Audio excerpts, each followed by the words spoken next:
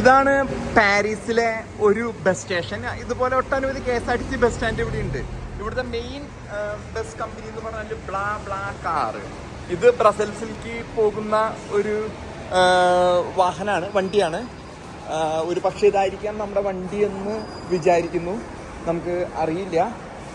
അപ്പോൾ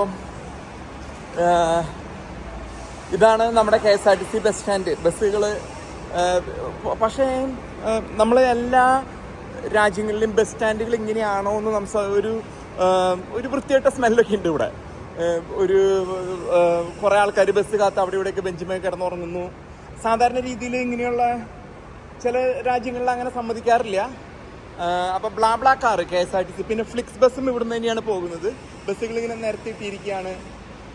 അപ്പം നമ്മുടെ ബസ് നോക്കി, നമ്മുടെ ബസ് നമ്മൾ കണ്ടുപിടിച്ചു.